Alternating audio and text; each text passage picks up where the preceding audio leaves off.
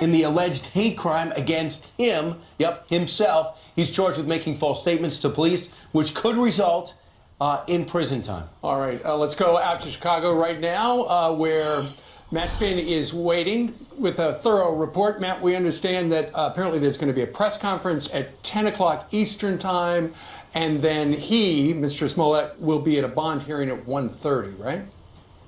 Yep, and that's correct. Chicago police confirming that right now Jussie Smollett is in the custody of Chicago police detectives, and Chicago police say their detectives testified yesterday before a grand jury to get these charges approved, as did the Osundario brothers. They testified for 2.5 hours yesterday before the grand jury, and new surveillance video shows the Osundario brothers apparently buying the supplies to carry out this attack. Black masks and red hats, with which Jussie Smollett allegedly told them to purchase. Now, the attorney for the Osundario brothers says the brothers did get some type of money from Smollett, but, quote, not in the narrative that's out there. The attorney says the brothers do not have a plea deal or immunity. They were cooperating because they wanted to reveal their truth.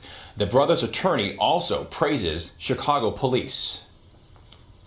When I say that the police spent countless man hours trying to piece this together, I mean that. I absolutely mean that. When I say that my clients spent countless hours getting their story out there to the police so that they could do their work, I mean that too.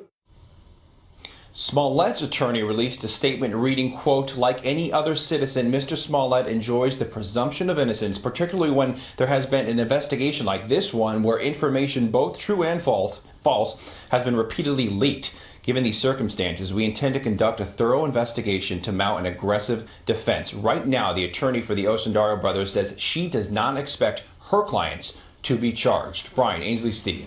All right, Matt, thank you very much. So what we understand, TMZ's got a report this morning that talks a little bit about what the brothers did tell the grand jury. And keep in mind that the grand jury handed out the indictment, and that's why he was arrested this morning. Apparently, the two brothers said they staged the hate attack. Jussie orchestrated it. They did get paid for it, didn't specify in the news article how much. They drove with him to scout the location. They rehearsed the attack. And as he said during that report, they were seen on camera buying ski masks and red hats and bandanas. And Jussie told the brothers exactly what to buy. Well, we had there it is right there. Judge Napolitano on earlier, and he said what Jussie Smollett really needs to worry about are the federal charges against him, because he originally allegedly sent himself that letter through the federal mail, and that is a hefty crime, he said, or that is a hefty sentence, up to 20 years, I think he said.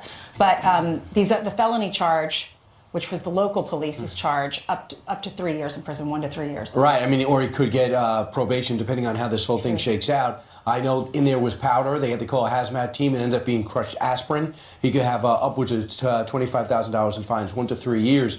But the question is, what was behind it?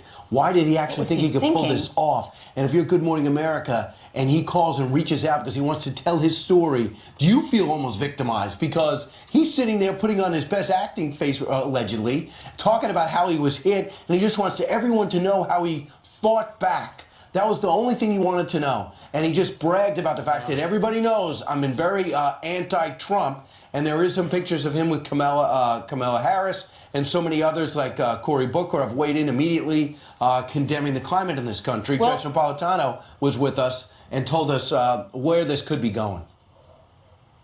Cost the city and Cook County a fortune in resources and money. I am going to guess he did not tell his own lawyers the truth. If he told his own lawyers the truth, there was a time, maybe 4, 5, 6, 7 days ago, they could have gone to the prosecutors and worked at a deal. Now it is too late. There also is a story that at the 11th hour, just before the two brothers were going to testify in front of the grand jury, apparently Smollett's attorneys called the prosecutors and said, hey, we've got exculpatory evidence that could change the whole story. Mm-hmm. We don't know what that was, but obviously it did not, because he has been indicted. The judge was just talking about the resources involved. Mark Furman said last night on our channel that something like 24 different detectives were involved in this case. And here's a soundbite from a guy in Chicago, the executive director of Violence Interrupters, and he said those assets, those resources were taken away from other really important crimes. I was born and raised in Chicago, and I know violence quite well here in Chicago. So I was one of the first community leaders that put this out on one of my LinkedIn posts. I wrote a post about it because nobody really, if you get beat up for real in Chicago, nobody gets pimp slapped in Chicago. Nobody gets a pass, in other words. Making a comment about Chicago being Make America Great Again country, that does not happen in Chicago. He's receiving all the attention, and we just had a 1-year-old child, a toddler shot in the head named Baby Chase, and he's not getting any attention. And we have a 14 to 16% homicide clearance rate. And if Jesse is guilty of the charges, he's dead wrong because he's taking much needed attention from a serious problem in Chicago. Absolutely. I wonder who makes that decision to put that much time and effort and resources into a celebrity accusation when there's so many other murders in, I guess, less affluent Not only areas. taking attention away from the people who really need the attention and fighting the real crime that's there, if this is a made-up story, then I think he should pay the city back. He should be made to pay the city back because it was very expensive for them to do all these investigations. 24 different detectives? Well, you know what? He's a high-profile guy. Empire is a big show on a big network, filmed in Chicago, and he's a star. Think about how this could have blown up. Like you mentioned, it could have caused riots. No kidding. Well, had it not, but it was determined that it was not a true story because there were some red flags out there. Right. But when you saw him on GMA 1 week ago today, he made the case with all of his heart that he was the victim of a hate crime. Watch this. He said, "This MAGA country punches me right in the face." So I punched it back. I noticed the rope around my neck and I started screaming. Why did you hesitate to call the police? There's a level of pride there. As a gay man, you were considered somehow to be weak, and I'm not weak. Kept a noose around his neck. Who What would a keep their noose psychiatrist around say their about this? Why would anyone do this? Why would they go to this extreme? And was there anybody else involved? They're looking into whether an accomplice. He has a wonderful career. This is not like a guy who needed the attention. He was a famous actor. Right, but one of the initial stories was he was going to be written out of Empire. Then Fox came back and said, "Look, he's going to be with us. We love him." One of the red flags they were talking about regarding the news, 42 minutes. It's like that was one of the first things. When cops arrived to talk to him, he was still wearing the noose. I mean, if somebody put a noose around your neck, wouldn't you take it off pretty much immediately? Right. The other one was he took the cops to the location and he said, "Well, it happened right here, and luckily there's a surveillance camera right there." The cops all thought that's weird they would see that, and they go, "You know what? That's pointing the other way." The brothers did tell, apparently, the grand jury that they rehearsed it. So was that spot selected because it was under that camera? And at that point, he didn't know it was pointing the other way. Right, maybe he was the one who twisted the other way while he staged the whole thing. Who knows? Meanwhile, 9 minutes after the hour, I don't know if you heard, but the Democrats weren't too thrilled with the president's announcements last Thursday, declaring a state of emergency so he can continue building the wall and repurposing some money. They didn't like that? Up to $8. Yeah, it turns out, I have sources. It goes up to $8 billion. Today, to the credit of four House Democrats, they're going down to the border themselves. My hope is this isn't staged. They get to see how bad situations are and what the resources actually needed down there. And there are the four Dems that are going down. Of course, Benny Thompson is chairman of Homeland Security. So my hope is that he goes there with an open mind and open ears and listens to Border Patrol. People have been calling on Nancy Pelosi to go down there to the border. So good for those Democrats for going down there, talking to the border agents. Maybe they'll find out, what they really need. Many of them are saying they really do need that wall. Joaquin Castro, he introduced this legislation that is will go before the House tomorrow. And then Nancy Pelosi sent letters to every single person in the House, Democrats and Republicans, saying, please, if you want to sign on to this legislation, please do so. Remember, it was just a week or two ago when they were going to have the big vote. They said, the Democrats said, we got to hear from the experts. They heard from the experts. They all said, we need a wall. And then they voted against the wall. If they vote against the emergency declaration, then it still goes to the president's desk and he could veto it. For the resolution. But Correct. the big question is, what would the Senate do? And the Senate probably would not pass it. So stay tuned for that. Okay. Meanwhile, 7-Eleven here in New York City. Jillian has some headlines for us. Hi. That's right. Good morning to you. Let's start up with this. A Coast Guard lieutenant accused of plotting a mass domestic terror attack is due in court today. Prosecutors say Christopher Paul Hassan had a hit list of possible targets, including Democratic leaders and journalists. He also wanted to kill every last person on Earth. The self-proclaimed white nationalist stockpiling 15 firearms with more than 1,000 rounds of ammo in his basement in Maryland. Pope Francis is hosting a summit at the Vatican to address sexual abuse in the Catholic Church. Starting today, church leaders from around the world are meeting with high-ranking Vatican officials to focus on ways to move forward. The four-day summit will address transparency, the responsibilities of bishops, and holding church leaders accountable. Deputy Attorney General Rod Rosenstein will make his tenure as president of Burlington College in Vermont. The school closed in 2016 due to crushing debt incurred while she was president from a land deal that fell through. The controversy was looked into, but Bernie's campaign says the feds have closed the investigation and are not filing any charges. Here with more is Vermont lawyer and Republican Vice Chair Brady Tensing, joins us today from D.C. Brady, good morning to you. Good morning, Steve. Thanks for having me on. Okay, so the college closed with a crushing weight of debt because she bought, in part, 32 acres to expand the college. Took out $6.7 million in tax-exempt loans. What's your problem with that? It sounds like she was just trying to grow things bigger. Yeah, I don't have a problem. I like bigger things, and I like successful businesses, and I understand there's risk. But there's also something called bank fraud. And what happened was that Jane Sanders misrepresented, lied about confirmed contributions to the school in order to get the bank loan to buy this property. How did she lie?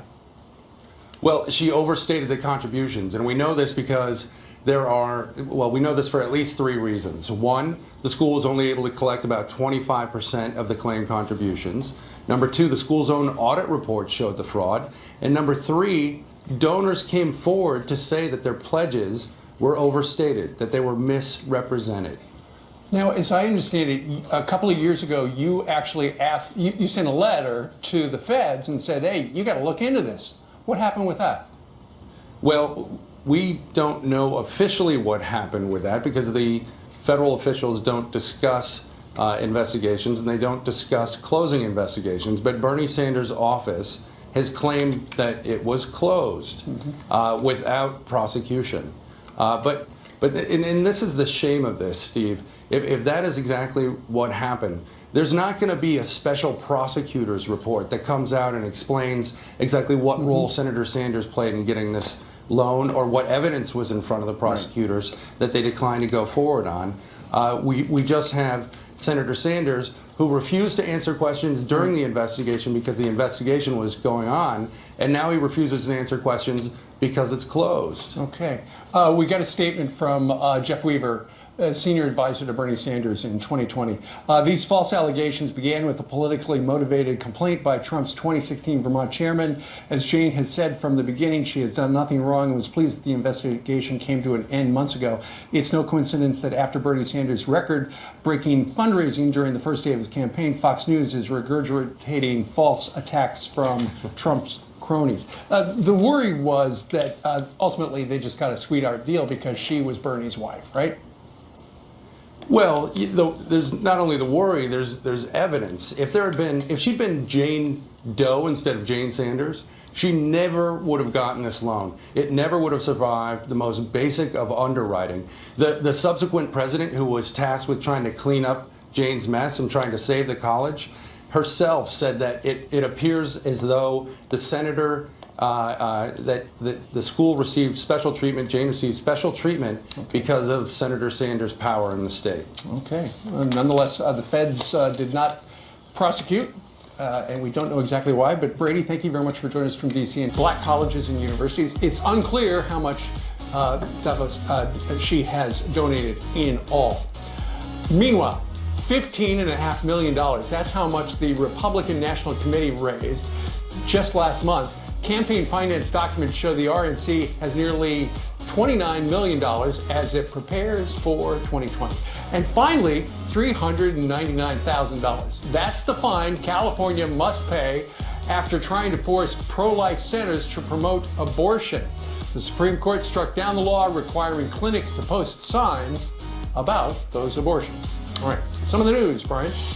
All right, Steve, faith-based foster care providers fighting for religious freedom after a new federal law waiver allows them to keep working with couples who stick to traditional Christian beliefs. Left-wing groups are outraged. The Center for American Progress arguing this weaponizes our nation's right to religious freedom in order to justify discrimination in the foster care system, depriving children of welcoming homes.